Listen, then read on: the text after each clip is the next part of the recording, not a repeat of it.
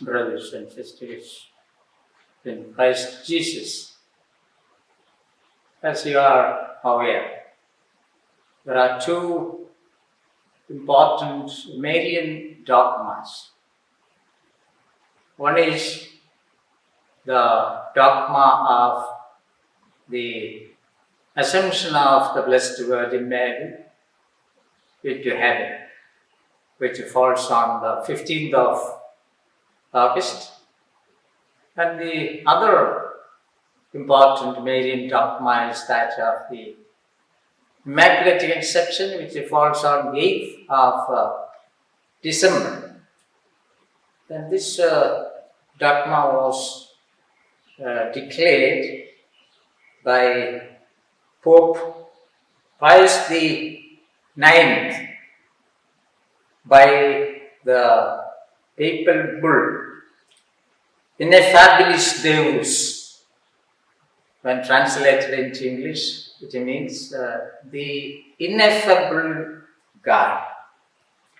So this dogma was publicly declared and decreed by Pope Pius IX in 1854 at the chair of St. Peter, at the altar of St. Peter at St. Peter's Basilica.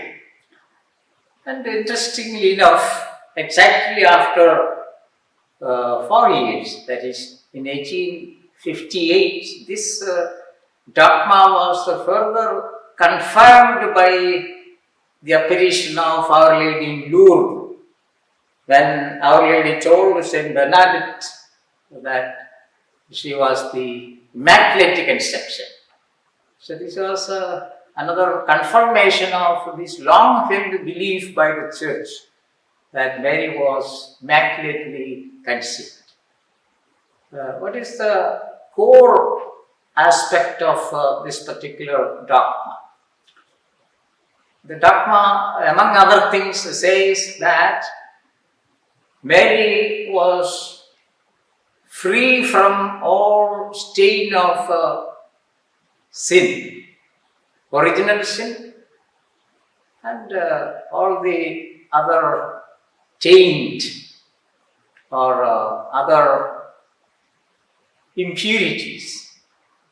Right at the beginning of her life, right at the moment of her conception, Mary was kept away from every taint of original sin. So this is the core and the center of this dogma of the Immaculate Conception.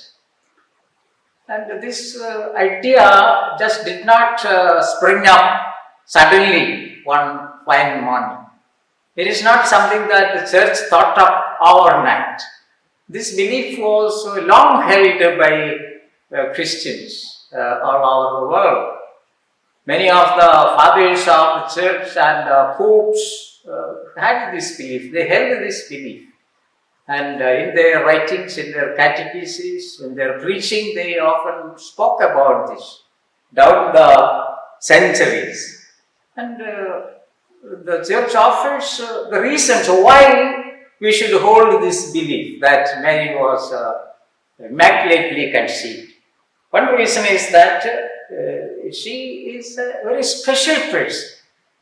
She is the human mother that was chosen by God. When God planned to send the Word enfleshed in the person of Jesus Christ, God wanted a person who is most suited to hold that position, to bear his Son. So it is only appropriate that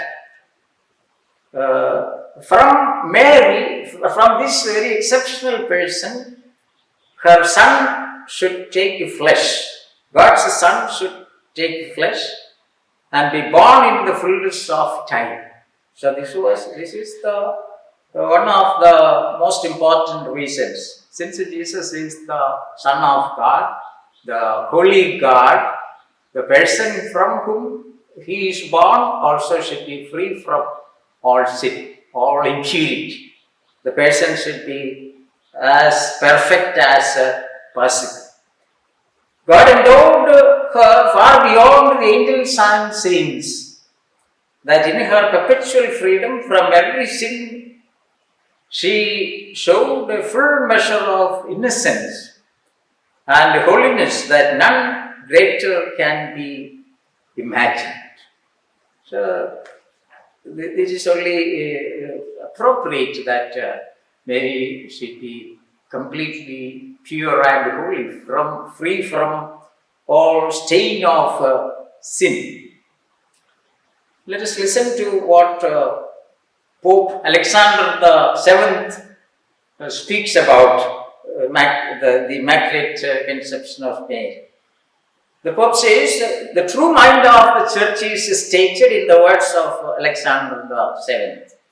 Ancient indeed is that devotion of the faithful Christians towards Mary, the most blessed Mother, in which they believed that her soul, in the first instant of its creation and its infusion into her body, was preserved free from the stain of original sin, in virtue of the merits of Jesus Christ, her Son, the Redeemer of the human race. In this sense, the faithful honored and celebrated with the solemn rites the feast of her conception. What does the Council of Trent say about Mary's Immaculate Conception? Following the testimonies of the Scriptures, the Holy Fathers and Councils, especially the Council of Trent, defined that all men are born with the stain of original sin. This is the teaching, the definitive teaching of the Council of Trent. All human beings are born with the stain of original sin. Yet it declared that it did not include in this decree itself and its definition the Virgin Mary. The Fathers of Trent pointed out that nothing from Scriptures, tradition or authority of the Fathers could be cited which would militate against the special privileges of the Virgin. So the Council of Trent had every reason to believe that our Blessed Mother was exempted from original sin. Although all other human beings came under the curse of original sin, Mary herself was exempted from this. Now, we might ask, how does this work? How Mary could have been exempted from the stain of original sin? So the Church has used a particular word, that is, prevenient grace. Prevenient grace, when we on the feast of the Immaculate Conception, the solemnity of the Immaculate Conception, in the Mass, in the preface, we have this particular word, the prevenient grace. What does that mean? Prevenient grace means the merits of the passion and death of Jesus Christ was applied to Mary in an anticipatory fashion. It is an anticipatory application of the merits of the death of Christ on the cross. In other words, she received the merits of Christ's passion and death long before Jesus appeared in this world. So this is how the Church describes it.